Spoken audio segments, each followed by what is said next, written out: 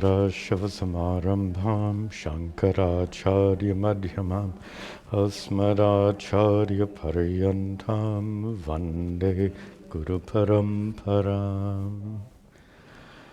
Om. Good. Be seated, please. Om Parameshwara.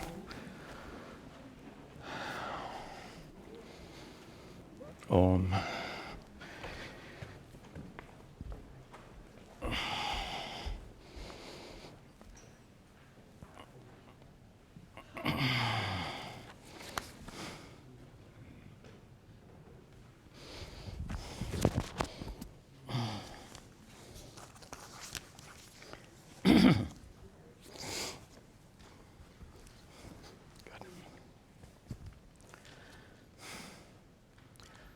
Om Sahana Vavatu Sahano Bhunaktu Sahaviryan Karavavahai Tejasvinavadhitamastu ma vidvishavahai. Om Shanti Shanti Shanti. Om. Welcome to all of you as we continue our study of Bhagavad Gita. Welcome also to our many students watching online. We'll continue our study of chapter 12. In fact, we'll be able to finish, I think, chapter 12 today. We'll begin today's class with recitation, beginning with verse 14. And as always, as I'm chanting, be sure to read the meaning and then repeat after me. Santushta satatam yogi, santushta satatam yogi, yatatma dhrira nishchayaha, yatatma dhrira nishchayaha, mayarpitamano buddhir, mayarpitamano buddhir, yo madbhakta same priyaha, yo madbhakta same priyaha, yasman no dvijate loko, yasman no dvijate loko, lokan no dvijate chayaha, lokan no dvijate chalaha, harsha marsha bhayod vegar, harsha marsha bhayod vegar, mukto yasacha me priyaha, mukto yasacha me priyaha, anapeksha shuchir daksha, anapeksha shuchir daksha, udasino gatavyataha, udasino sarvarambha parityagi, sarvarambha parityagi, yo madbhakta same priyaha, yo madbhakta same priyaha, yo na hrishyati na dveshti, yo na hrishyati na dveshti, na shochati na kangshati, na shochati na kangshati, shubha shubha parityagi, shubha shubha Bhaktiman yassa me priyaha, bhaktiman yassa me priyaha, samashatrau cha mitre cha, samashatrau cha mitre cha, tata manapamanayoho,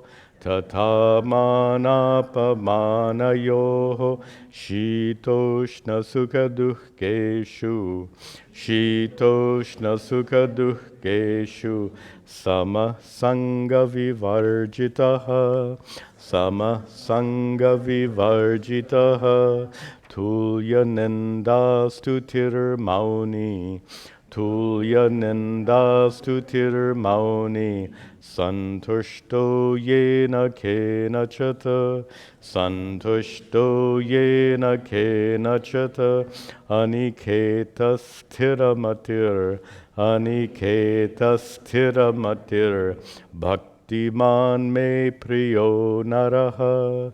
Bhaktiman me priyo naraha. Ye tu dharmyamritamidam. Ye tu dharmyamritamidam. Yatoktam paryupasate. Yatoktam paryupasate. Shraddhadhana matparama. Shraddhadhana matparama. Bhaktastetiva me priyaha. Bhaktastetiva me priyaha. Very nice. I like this final section of chapter 12. It actually begins with verse 13. This final section in which Sri Krishna, actually verses 13 through 19, Sri Krishna describes the nature of an enlightened person using this really wonderful poetry. I find these verses especially beautiful in that way. Of course, this stage of enlightenment follows stages of preparation, practice of karma yoga, practice of meditation, prayer, etc., which then makes you ready for these teachings to click, so to speak, during the process of shravana. Shravana, listening to these teachings, and not listening in an abstract way. I had a friend long ago who said, I liked his language, he said, we have to listen in the first person. That is, we listen in the third person to different subject matters. Of course, this is unlike any other kind of subject matter. So we have to listen in the first person, and what he meant by that is when the word Atma is used, it's not the Atma, it's me, my true nature. So we have to come to that point where we listen in the first person. Atma is not some abstraction, some philosophical idea. Atma is you in your fundamental nature. That process then is Shravana, and then Manana, removing doubts, Nididhyasana, Vedanta contemplation. We've talked about all this before. It's not our topic now, but my point here is that this state of enlightenment that Sri Krishna is describing here is the result of a lot of effort, preparation, and properly guided effort and self-inquiry. And it culminates in the state we call moksha. Moksha means literally liberation or freedom, freedom from suffering here and now in this lifetime, and freedom from rebirth, so you won't be reborn into a life of suffering. Now, the term moksha describes the goal in using a negative term, right? Freedom from. Suppose instead of using a negative term for the goal, suppose we were to use a positive term instead. So freedom from is a negative expression. What would be a good positive expression? There are many, but one would be tushti, satisfaction, contentment. Is that what I used the word tripti. He uses the word tushti in the next verse. But tripti fulfillment is a literal translation of the word tripti. To be absolutely full and complete, fulfilled. We discussed in the last class that sense of having your to-do list for your entire life, having every item checked off. Think of the sense of satisfaction. What would that feel like? And I really want you to reflect on this just for a moment. What would it feel like to arrive at a point in your life where you felt so satisfied, content, complete, that there was utterly nothing that remained to be done? You felt such completion and satisfaction with your life. That is the nature of the enlightened person that Sri Krishna describes. Verses 13 through 19. We saw verse 13 in the last class, we just reviewed briefly. Advaishta, the one who has no hate, sarva bhutanam, for all beings. No hate, we discussed in the last class, because no fear. No fear, because you are so full and complete, nothing could rob you of that fullness and completeness. Therefore, no fear, therefore, no hate. You would be maitraha and karunaha. You'd be friendly and compassionate to all. Why not? Interesting. The obstacle to friendliness and compassion, the obstacles are having an agenda for yourself. Is it not so? When somebody asks you for help, the first thing you think about is, am I able to help the person in this way? Will it you don't think in these exact terms, but the underlying idea is, will helping this person in any way interfere with what I need to do in my life? So you may not think of it very concretely, but in one way or the other, that thought goes on. But if you are absolutely full and complete and content and satisfied, that kind of thinking won't arise. If somebody asks you for help, you don't think twice. You just help. Puja Swamiji called it reckless giving. You help without considering the consequences. Nirmamaha, nirahankaraha. We discussed this all in a prior class.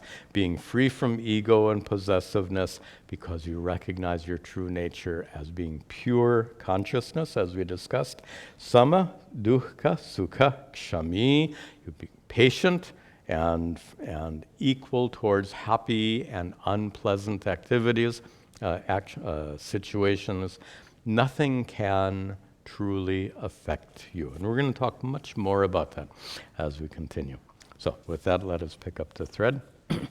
Santushta satatam yogi, santushta satatam yogi, yatatma dhrita nishchayaha, yatatma dhrita nishchayaha, mayarpitamano buddhir, mayarpitamano buddhir, yo madbhakta same priyaha, yo madbhakta same priyaha.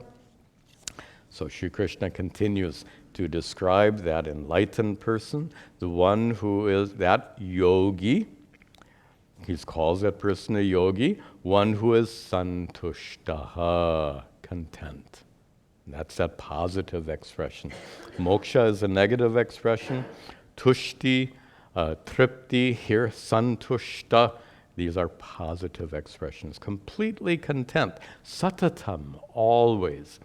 Everyone experiences moments of contentment, but imagine the contentment when every last item on your to-do list is checked off. That kind of complete, total contentment. The one who is yatatma. Yata, atma. Atma here means mind. One whose mind is yata, controlled, and controlled because generally, our minds are not completely controlled. Usually, your minds are partially under the control of raga and dvesha. These compelling likes and dislikes. Your mind is compelled to chase after what looks desirable. You're compelled to run away from what looks undesirable. Imagine being totally free from those compulsions. That's what Sri Krishna describes here as yatatma, one who is self-controlled because they're free from raga, dvesha, compulsions. One who is dridha nishchayaha, one whose nishchaya, ascertainment, understanding, is dridha, firm, one of firm understanding. We've seen that term before. Firm understanding. Sthita prajna. Remember our discussion way back in chapter 2. So here we come back to that same theme. One whose understanding is firm. One who is never shaken out of that sense of fulfillment and contentment. One who is mayi arpita mano buddhihi. One whose buddhi, intellect, and manas, mind. Manas and buddhi, mind and intellect, are both arpita, devoted, mayi, to me, Sri Krishna says. One whose mind and intellect are devoted to me. And some people have this funny idea that the enlightened person is this really pious fellow or woman walking around hands folded and eyes up into the heavens, walking with the feet not quite touching the ground. This is all silliness, of course. What does it mean to have your mind and intellect always devoted? Means to recognize all this is Ishvara. That's what it means. When you really get it, remember our dream metaphor?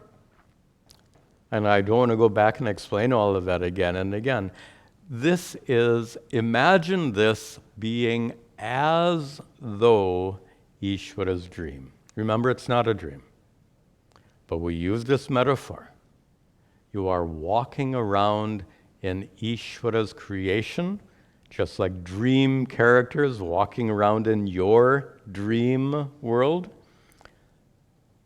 So here, imagine in your dream an enlightened character. An enlightened character who knew this whole world was a manifestation of you, the dreamer.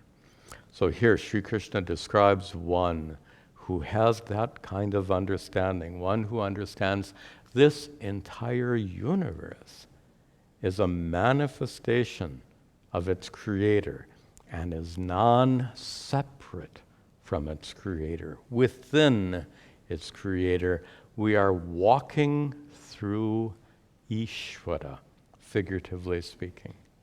Living and breathing, walking and talking, all within Ishvara.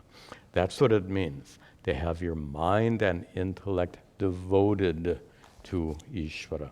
Mayi, Sri Krishna says, unto me. And then he concludes in a very emotional way. Yaha, one like that, one who is mad bhaktaha, one who is devoted to me in this manner, saha, that person is me priyaha. That person is loved to me, is beloved to me. I love that person. Whoever is devoted to me in this way, I love that person. Now, several comments here. First of all, this is very emotional language. By the way, we're going to see a similar statement at the end of many of the following verses.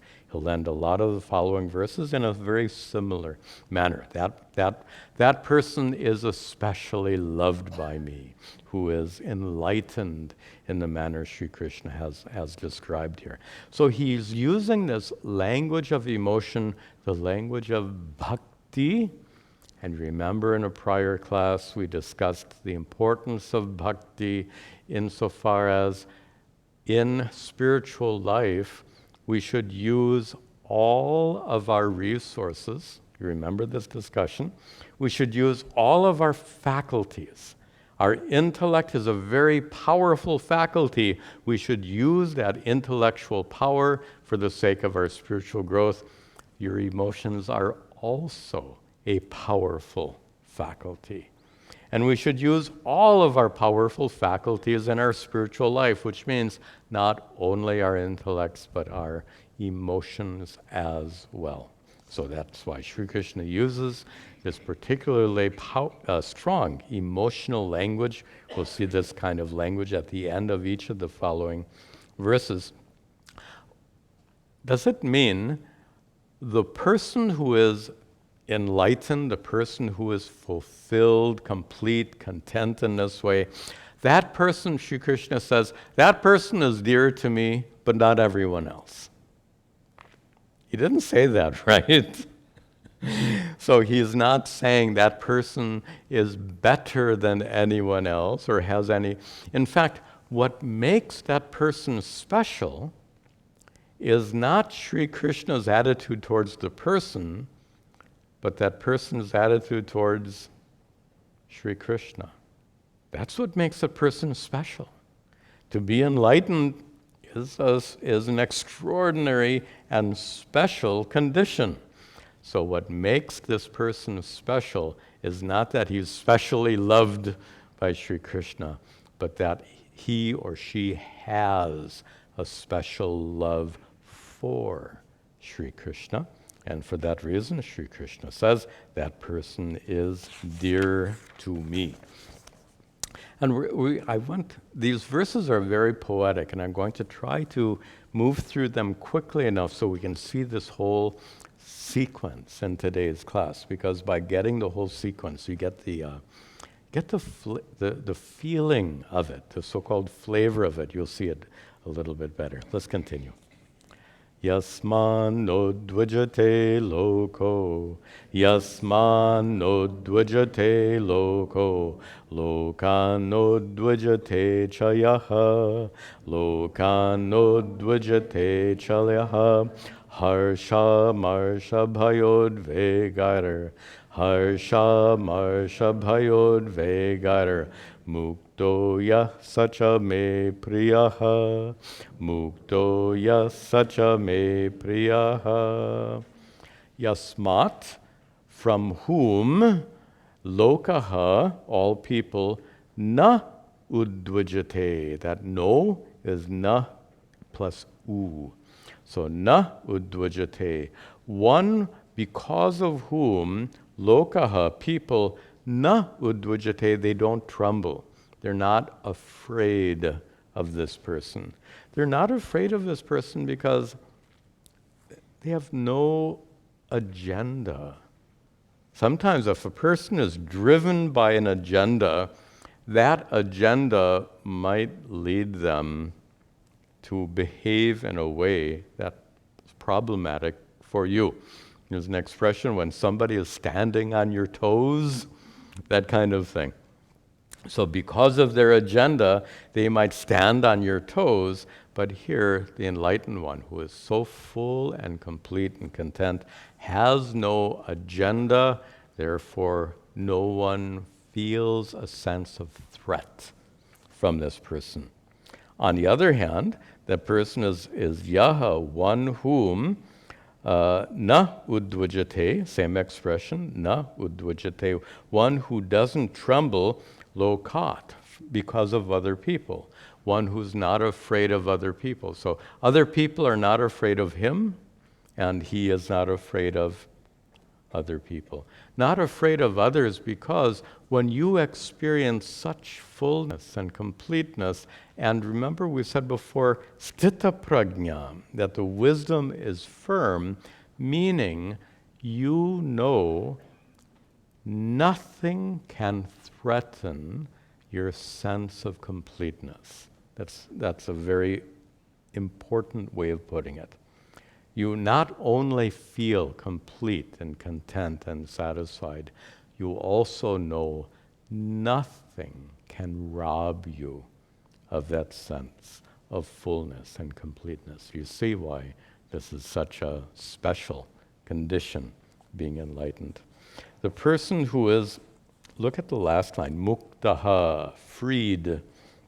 Freed from what? Third line, freed from harsha, amarsha, bhaya, udvegaihi. The one who is freed from udvega means the force. The one who's freed from the force of harsha, amarsha, and bhaya. Harsha means elation. Free from elation? Free from elation. Why? What goes up must come down. So elation is a sense of being kind of puffed up. And that which gets puffed up gets deflated later. So that's why the person is free from the force of harsha, elation, freed from the force of amarsha, usually impatience, can also mean jealousy. Intolerance of any kind is amarsha, free from intolerance and free from bhaya, fear, for the reasons we said before, with that sense of that sense of unshakable contentment and satisfaction and inner peace. Yaha, one who is such, saha, that person, me priyaha. Sri Krishna says again and again in this chapter, that person is loved by me. And once again, doesn't mean that person is especially loved by Sri Krishna, but rather for this person, Sri Krishna is especially loved. That person has a special connection to Sri Krishna. Again, the language of emotion, very appropriate as we end this chapter on bhakti, bhakti yoga. We would expect this very emotionally charged language to be used here. Then, anapeksha shuchir daksha, anapeksha shuchir daksha, udasino gatavyataha, udasino gatavyataha, sarvarambha parityagi, sarvarambha parityagi, yo madbhakta same priyaha, yo madbhakta same priyaha, anapekshaha. I've translated here as unattached, which is an okay translation, but here it has more the sense of freedom from any dependency.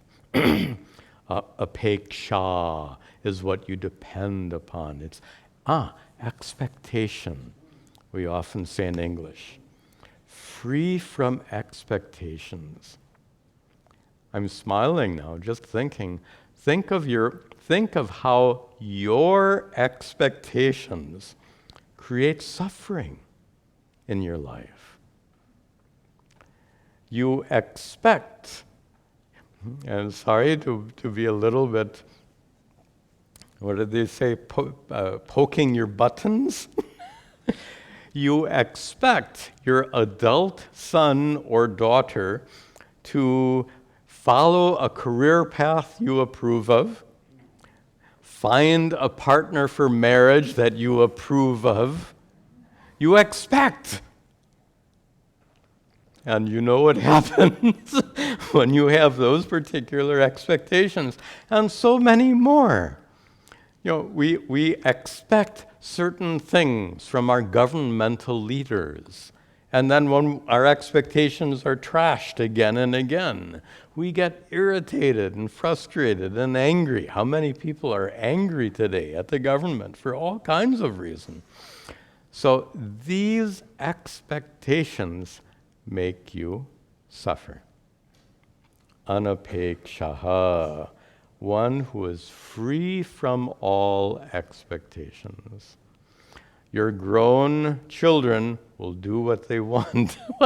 Whether you want to or not, you better reconcile to yourself to that fact and let go of expectations, which they not only make you suffer, you know that, they make your children suffer. We don't need all of that. So anapekshaha, free from attachment, free from dependency, free from expectations. Good. Person is also shuchihi, pure. Now, we use that word so casually. Purity means absence of impurity. What kind of impurities are we talking about? Sadness, frustration, anger, resentment. To have a pure mind means to be free from sadness, resentment, anger, etc. And interestingly, Sri Krishna describes a person as dakshaha, skillful. Now that may stand out as an odd word to describe an enlightened person. It's surprisingly appropriate. Tell me, how many times, you don't have to tell me, but how many times have you made a mistake because you acted rashly? You don't have to tell me. But we've all made mistakes due to being driven by raga and dvesha. Those compulsions that make you act rashly, irrationally, and you end up making mistakes. Think of how much nicer your life would have been if you never made those mistakes. That's the kind of skill Sri Krishna is talking about. One who is completely free from these compulsions of raga dvesha. Such a person will not act rashly. Such a person won't be driven to wrong decisions and choices driven by their emotions. And in the absence of that compulsivity and rashness, you'll find that your decisions are so much more helpful in life. That's the skill. Skill in living is to be able to make proper decisions unimpeded by your raga and dvesha, by these compulsions. Dakshaha. The person is also, Sri Krishna also describes a person as udasinaha, usually translated as indifferent, but somehow that doesn't quite fit here. How about this? Impartial. Udasina does mean indifferent, that's what it means. But in this context, impartial, not having favor. Impartial means, I'm going to make that comment later, so I'll save that for later. But to treat someone specially means you're treating others less well. So you say, what's wrong with playing favorites? The downside, of course, is everyone else is disadvantaged because you are so-called playing favorites. So udasinaha is one who doesn't play favorites, one who is impartial, one who is gata vyata. Vyata means anxiety. Gata vyata. Nice expression. One for whom vyata is gata. Anxiety is gone. One who has no anxiety. And it comes back again and again to that sense of unshakable contentment. Not just contentment, not just satisfaction, but a kind of satisfaction and contentment which you can never, ever be robbed of. So what do you have to fear? What do you have to lose, as they say in American English? So for that person, one more adjective, Sri Krishna says, the person is sarva arambha parityagi. The one who is parityagi, one who has completely given up, sarva arambha, all undertakings. Now, all undertakings means undertakings driven by need, driven by raga and dvesha. So one who is no longer driven by needs, no longer driven by a sense of lack, a sense of incomplete. My guru liked to use these very words. He would observe that, he would call it the fundamental problem.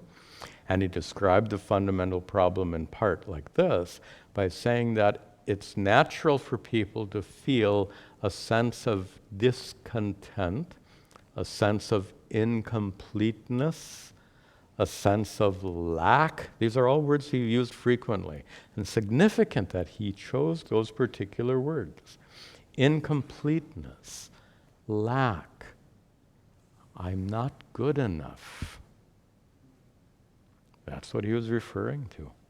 These ego-based negative judgments. And that lies at the root of suffering. And the fundamental problem, he said, was the failing to recognize your innate fullness, your true divine nature.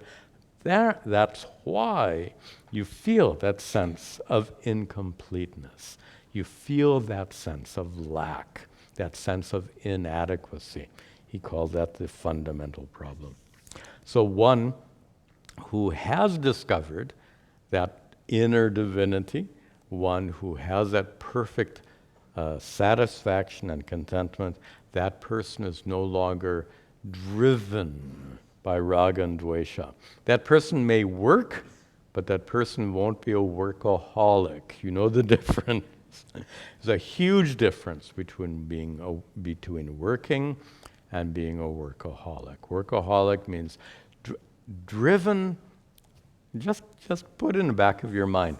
A workaholic is driven by what? What an interesting question. You learn a lot if you could find out what drives that workaholic. They'll describe it in so many ways, but we can describe it simply as raga and dvesha. Compulsion to get what you want, compulsion to avoid what you don't want. That's driven. So the person here, sarva aramba pratyagi, completely free from that compulsivity. Yaha, one who is mad bhaktaha, is a devotee of mine. As Sri Krishna said before, saha me priyaha. That person is dear to me. Again, using this very emotional language.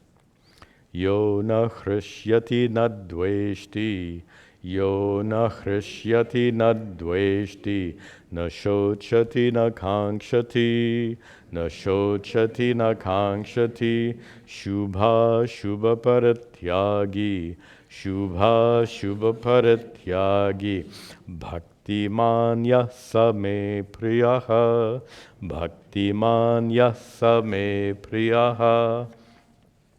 Yaha, Sri Krishna describes the enlightened person as Yaha, one who na hrishyati, doesn't get elated. Now you know why. What goes up, what gets puffed up, gets deflated. What goes up comes down. Na dveshti, and doesn't hate or resent anyone or anything. Na shochati, doesn't grieve when unfortunate things happen. Na kankshati, doesn't desire anything.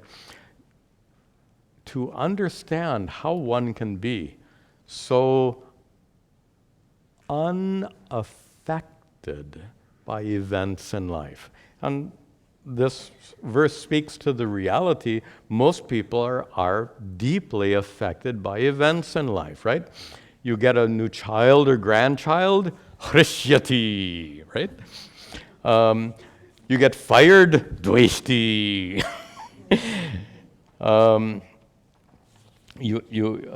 Also, along with dveshti, so dveshti is with regard to your boss, shochati is with regard to your income. You grieve the loss of income, and kankshati, you desire another job. So normally in life, these are normal, we call these normal responses. But you have a choice. And most people don't think there's a choice. Most people think the human condition is to be subject to suffering your entire life. Like there's the philosophy of life. Life is suffering, and then you die. There you go. Wonderful philosophy of life. These teachings tell us, no, you have a choice. by following a path of spiritual growth, you can change in so dramatically that you no longer are governed by these events in life. You're no longer affected by these events in life. A good way of understanding it, in fact, the metaphor was way back in the end of chapter 2. Sri Krishna described the one who is like the ocean. He used the ocean as a metaphor. All the rivers of the world go into the ocean, and the level of the ocean never goes up, nor does the level of the ocean go down, in spite of all the water evaporating from the ocean. With the sun shining on it, the ocean is so vast, it is unaffected by all external factors. That vastness of the ocean represents the vastness of your divinity, if I can use that term. How about if we use this term, oceanic fullness? I've been talking about being full and complete. Let's call it oceanic fullness. When you have discovered that oceanic fullness, how can anything affect you? Nothing can affect the level of the ocean. Nothing can affect your oceanic fullness. Then, Shubha, Ashubha, Parityagi. The one who is Parityagi, the one who has given up, Shubha and Ashubha. Several ways of interpreting it. Here I took Shubha as good fortune and Ashubha as bad fortune, one who's not affected by good and bad events in life. The commentator Madhusudana Saraswati takes it in a little different way. Shubha is doing good deeds and Ashubha is doing adharmic deeds. So the one who has given up worrying about accumulating good karma and avoiding bad karma is the one who has given up any sense of doership, any sense of agency with regard to one's life. And Sri Krishna concludes, Yaha, such a person who is bhaktiman, who is full of devotion, Saha me priyaha, he says once again, that person is dear to me. Then, Sama shatrau cha mitre cha, Sama shatrau cha mitre cha, Tata mana pamana yoho, Tata mana pamana yoho, Shitoshna sukha dukheshu, Shitoshna sukha dukheshu, Sama sangha vivarjitaha, Sama sangha vivarjitaha. The person who is samaha, the same, towards shatrau, towards a shatru, an enemy, mitrecha, and towards an enemy, to a friend. So one person you think is going to hurt you, another person you think is going to help you. But if you enjoy oceanic fullness, how can the enemy deprive you of anything? How can the friend add anything to that oceanic fullness? Tata, similarly, the person is samaha, you have to use that word again, the same with regard to mana, respect, praise, and apamana, the opposite, blame, cursed. So if you are praised or cursed, what difference does it make? Who can add anything to your greatness, that oceanic fullness, or take anything away? The person who is samaha, that word applies also to the third line. The person who is the same towards shita and ushna, cold and heat. The person who is the same towards sukha and dukkha, comfort and discomfort. What can we do? It affects the body. Absolutely affects the body, but need not affect the mind. You can be inside you can be completely content in spite of the discomfort experienced by the body. Of course, that really takes, we said before, you have to be firmly established in this wisdom.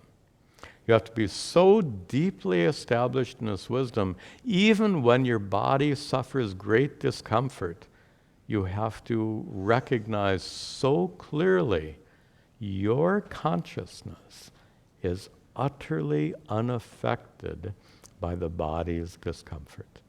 And that's not an abstract idea or concept. This is a reality you have to discover in your own experience. In terms of your own experience, when you can try this one day. When you just feel physically uncomfortable, it's too hot, it's too cold, something is making you uncomfortable, whatever it is, if you can take that moment, take that situation as an opportunity to reflect. Does this discomfort really and truly affect the consciousness, which is your fundamental nature, the consciousness by which the discomfort is known? We're back to Vedanta 101. Just like the sun is not affected by what it shines upon, in the same way, your consciousness is utterly unaffected by whatever is the state of your mind, even when that state is affected by discomfort. Finally, that person is samaha, the same. And same in what sense? Sangha vivarjitaha. Literally free from attachment, free from dependency. The commentator, Madhusudana, makes an interesting observation here. He uses the term shobhana adhyasa, an important Vedantic principle. Shobhana adhyasa means to superimpose desirability on anyone or anything. So whatever you think is necessary for your well-being, you're attached to that. Follow that? Do you get that? If you think someone or something is essential for your well-being, that's attachment. So to be free from attachment means to recognize that that person or thing is not essential for your well-being. Your well-being is the truth of who you are, that oceanic fullness, regardless of the presence or absence of anyone or anything. Okay, then. Tulya nindastutir mauni, tulya nindastutir mauni, santushto yena kena chata, santushto yena kena chata, aniketas tiramatir, aniketas tiramatir, Bhaktiman me priyo naraha, Bhaktiman me priyo naraha. This is the last of the verses in which Sri Krishna describes the enlightened person, who's described as being tulya, the same, towards ninda, blame, and stutihi, praise. Almost the same as what he said in the last verse. Somebody might say, wait a minute, isn't there a rule in the scriptures where you're not supposed to be repetitive? There's a rule.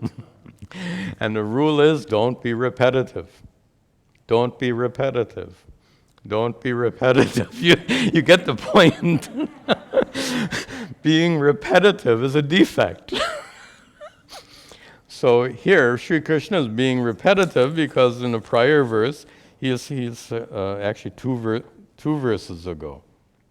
Where did he say that? 3 verses ago.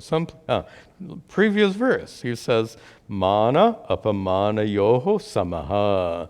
The person who is the same towards mana and apamana. Mana is stuti. Apamana is ninda. Sama is tulya. So he has paraphrased himself. This is not a defect. This is poetry. Come on. And remember, it's also this. He's appealing to our emotions, and Sri Krishna, wants us to be emotionally engaged. And here the emotion is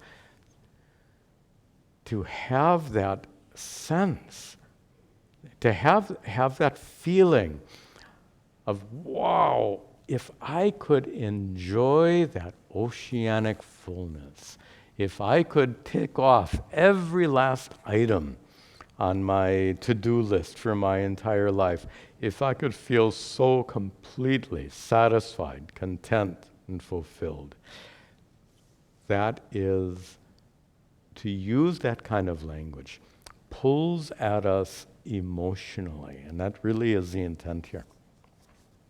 So the person is santushtaha. He used that word before in this very sequence. The person is santushta. Oh, I skipped one word. Mauni. Interesting choice of words. Mauni means silent. And why would Sri Krishna describe the enlightened person as being silent? Why do we talk so much? That is really interesting. We talk a lot. Why? What is it that drives most of our speech? We fulfill our needs in one way or the other. So one who is so full and complete has no need to speak, no need, let me use different terms, no need to manipulate the situation to make it better for you. This is I haven't used this kind of language for a long time, isn't it? It's good language. Generally, the conventional way of living is to manipulate the world as much as we can to make it beneficial to us. That's really what we do. You may not like that word manipulate, but it is the truth. We manipulate the world to make things better for us. And manipulate the world includes manipulate the people in your world, includes manipulating the loved ones in your world. Conventional behavior is manipulative behavior. That's not this is not a criticism. I'm saying, oh, people are so manipulative. That's not my point at all here. This is more of a philosophical observation. And that is to say that when you feel incomplete, you will naturally be driven by raga and dvesha to manipulate every situation to make it as beneficial as possible. That's the human condition. That's the condition that causes so much suffering. So this isn't to condemn anyone or any group of people as being manipulative, but to admit that the human condition is one that is manipulative. The enlightened person is completely non-manipulative. And that's expressed here further. Santushtaha, content. Yena kena chit, with whatever comes. Content with whatever comes. The metaphor that's often given in commentaries is, they call it bhujanga vritti, the life of a snake, of a particular kind, I don't know, some kind of cobra or some kind of snake that just lays there, curled up in the shade, and doesn't go looking for food, but rather waits for food to come to it. So when some little rodent comes nearby, then the snake goes and eats the rodent, but the snake otherwise won't make any effort. So the snake only eats food that comes to it, It doesn't go off seeking other food. They call it bhujanga vritti, and that's what's described here. Santushtaha, one who is content, yena kena chit, with whatever comes. One who is aniketaha, literally homeless. That's literally what it means, homeless. But it has more the sense of not dependent on your home. Generally, shelter and comfort are very important for most people. And for if you have this oceanic fullness, then that comfort of home becomes, you're no longer dependent on the comforts of home. You can have a comfortable home, but without being dependent on the comforts of home. And finally, the person is described as sthiramatihi, has a firm understanding, sthita prajna, we used the term before. Firm understanding, and that firmness means knowing that this fullness and completion and perfection can never be robbed away by anyone in any situation. And Sri Krishna concludes this section by saying, Bhaktiman naraha, that person who is bhaktiman, who is filled with devotion, me priyaha, that one is devoted, that one is loved by me, as we said in so many of the prior verses. Now that brings us to the last verse. The last verse, the prior 7 verses are about one who is enlightened. The last verse is about one who is not enlightened, or better yet, one who is not yet enlightened, one who is on the path to enlightenment. Now, here's an interesting observation. For 7 verses, Sri Krishna has said, that enlightened one is dear to me. Now, Sri Krishna is going to talk about one who is not yet enlightened. Do you think he's going to say that person is dear to me? Or that person is less dear to me? He's going to say that person who is on the road to enlightenment, he's going to say is more dear to me. Not what you'd expect. So let's see what he says. Ye tu dharmyamritamidam, ye tu dharmyamritamidam, yatoktam paryupasate, yatoktam paryupasate, shraddhadhana matparama, shraddhadhana matparama, bhaktastetiva me priyaha. Bhaktastetiva me priyaha. We're plural now. So, bhaktaha, te bhaktaha, those devotees, and you'll see in the prior part, those who are on the path to enlightenment. They're not enlightened, they're on the path to enlightenment. Te bhaktaha, those devotees. Sri Krishna says, me priyaha, they're loved to me. Ativa. Extremely. He hasn't used that word before. He uses it here. Excuse me, please. They are extremely beloved to me. So if Sri Krishna gives anyone a little boost here, it's not the enlightened ones, but those who are on the path to enlightenment, who are described here. Those bhaktaha, first line, yetu. Those who drop down, paryupasate, those who meditate, those who are devoted to idam, this teaching. This teaching, which yatoktam, what Sri Krishna says, what has been told, idam yatoktam, that which has been taught here, in chapter 12 and all the prior chapters, idam yatoktam, that which has been told, that which has been taught, which is dharmya amritam. Beautiful term. It is amritam, we'll translate here as nectar. It is dharmya amrita, the nectar of dharma, so to speak.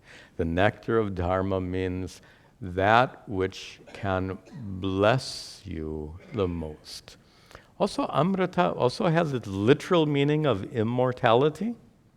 So this path which can free you from rebirth, this path which can lead you to immortality, lead you to moksha, this path, idam yatoktam, as described by Sri Krishna in this text, ye parayupasate, those who follow these teachings, those who are, third line, shraddhadhanaha, those who have commitment and faith in these teachings, those who recognize the value of these teachings, those who are matparamaha, those who are devoted to me, those who are dedicated to me, those who are seeking me.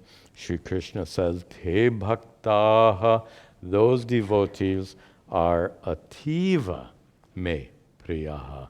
They are especially beloved to me. And with this very emotional language, Sri Krishna concludes chapter 12. Not just chapter 12, but the middle 6 chapters of the Bhagavad Gita that deal with bhakti come to a conclusion with this verse. Meaning, when we meet next time and start chapter 13, we're going to see a very significant shift of subject matter. So we're finishing these middle 6 chapters, and we'll go on to chapter 13 and see something quite different. Before we end today's class, we've at the end of each chapter, we've been reciting the English verses. And it's a nice way to get an overview of what has been taught here. So we will recite it's also abbreviated, it's not so long. So we'll recite these English verses and this English version of chapter 12. Very good, we've got it. For the first verse, listen and repeat, so you can remember the chanting method, and then the following verses we'll chant together. Listen. Arjuna said,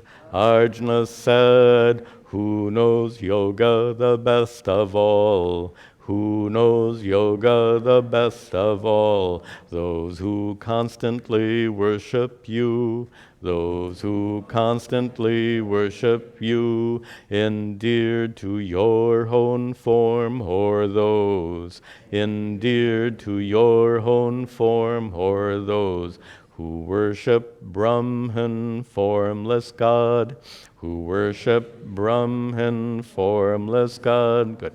We'll chant together. The blessed Lord said, those who meditate constantly, always fixing their minds on me, endowed with faith extremely strong, they are most devoted to me. But those who meditate upon formless Brahman beyond all thought, eternal and immutable, they indeed also realize me. With difficulty greater yet, Brahman can be achieved by them, but those who meditate on me are swiftly saved from all distress. Steadfastly fix your mind on me, merge your intellect into me, then you shall dwell in me alone. About this there can be no doubt. If your mind will not dwell on me, through yoga you can come to me. If yoga is too difficult, then dedicate your deeds to me. If that as well you cannot do, then resort to my own technique. Sacrifice the fruits of your work and act with discipline of mind. Better than practice knowledge is, even better to meditate. better yet to give up works' fruits, for then peace will quickly arise, free from malice toward all that live, friendly and so compassionate, free from pride and possessiveness, patient, steady in joy or pain, the yogi constantly content, self-controlled and of firm resolve, mind and intellect fixed on me, one devoted to me is dear, from whom the world does not shrink and does not shrink back from the world, free from elation, anger, fear. One devoted to me is dear, independent, skillful, and chaste, untroubled and dispassionate, desisting from all selfish works.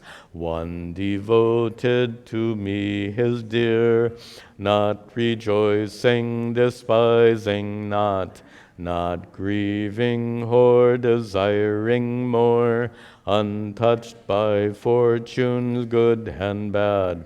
One devoted to me is dear, alike toward enemy and friend, the same in honor and disgrace, in cold and heat, pleasure and pain, free from attachments of all kinds, silent, not swayed when praised or blamed, contented with whatever comes, resolute, unattached to home. One devoted to me is dear, those who have heard what I have said, and abide in these timeless truths, full of faith, devoted to me. They are extremely dear to me. Nice. There we have chapter 12 in summary. So when we meet next week we'll start chapter 13. I'll give a proper introduction at that time. I'll just mention that we continue to publish the chapters of our Bhagavad Gita dramatic reenactment. Chapter 10 went up before. Chapter 11, Vishwarupa Darshana, will be published this coming Thursdays. We're going to publish. So please, by the way, a very dramatic chapter. Also, you'll be interested to see some of my special effects that I could add into the video. And you take a look at it. I'm hoping. I think you'll enjoy it. Take a look at that. Very good. We will conclude our prayer with our class will conclude with our brief prayers at the altar.